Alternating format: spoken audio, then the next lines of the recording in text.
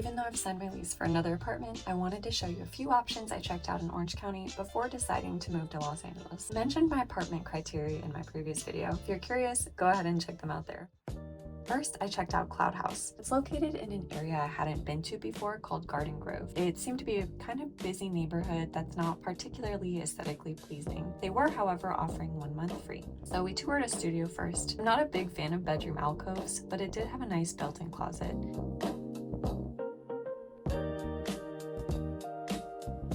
The bathroom seemed a little bit too big for such a small apartment. I would have preferred more living space instead.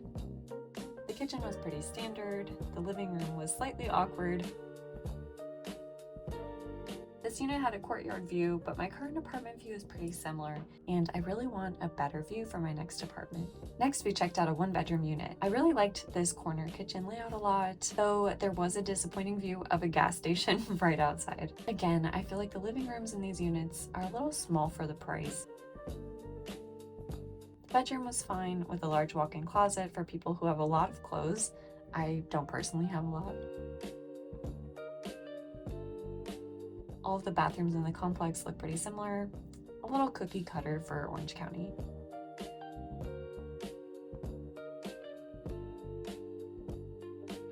This one also had built-in storage in the entryway, which is a big plus. They all also have in-unit laundry. We wanted to check out a few more 1-bedroom layout options. This one is outside of my price range, but I actually like this kitchen less than the previous unit.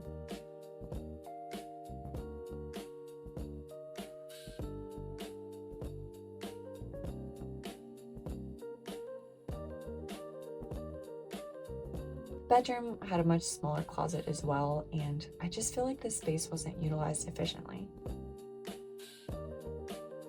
The bathroom also had 2 sinks, which is great if you live with someone, but since I live alone, it's not really necessary for me. I have noticed most apartments that I've seen in LA and Orange County do not have medicine cabinets, which is a shame because I do have a lot of skincare and cosmetics.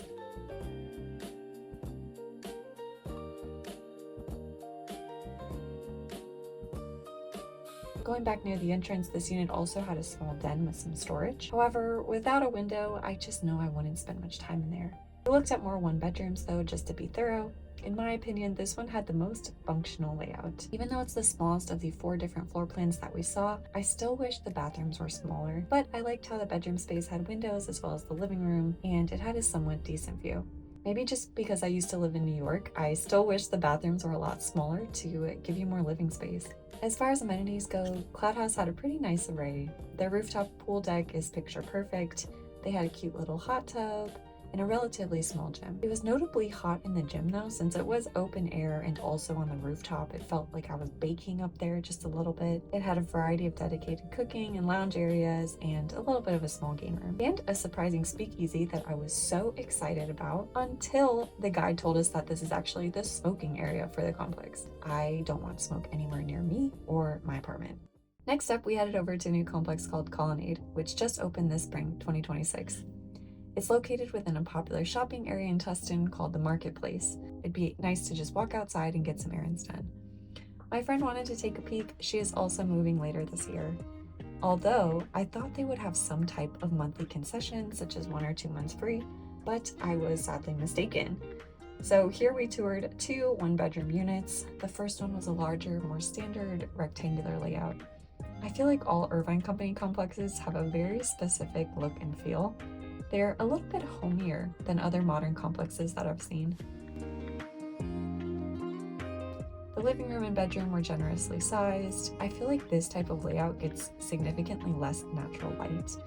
Amenities are shared with 2 sister properties. Although we did not have time to tour the rest of their amenities, it was nice knowing that you have access to multiple gyms, pools, and lounges. The bedroom looks pretty similar to the last unit, also featuring a walk-in closet and essentially the same bathroom. The closet was oversized, although a little bit irregular.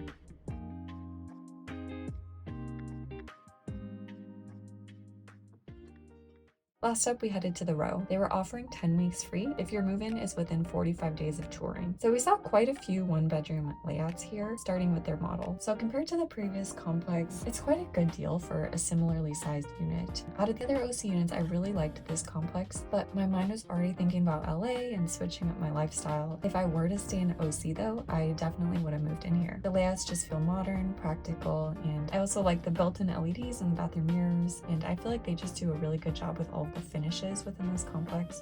The next model we saw was a wider layout, so you actually have extra windows. I could easily convert the dining area into my own little home office, which is great if you're like me and you work from home so that your coworkers can see your face on your Zoom calls. Sorry, I scared my cute friends here. The bedroom is a good size. You could fit a slim vanity area here too, although there is only room for one nightstand and maybe a queen bed. The bathrooms all look pretty similar. And there's a good sized coat closet too for extra storage. I was not really a big fan of this next one bedroom layout. You already know I don't appreciate bedroom alcoves with no light, and it had a boring closet. The living room felt like a tunnel to me with such a deep patio blocking a lot of natural light, and there was just a small coat closet. They do come in different color schemes, so it was nice to just see some variation between some of the units. The last one bedroom we toured was irregularly shaped. So I liked the light kitchen color scheme, and it was a good size, but it's immediately evident to me that the living room furniture arrangement would just be so awkward since it's lacking two parallel walls. Either the couch or TV would have to be severely angled.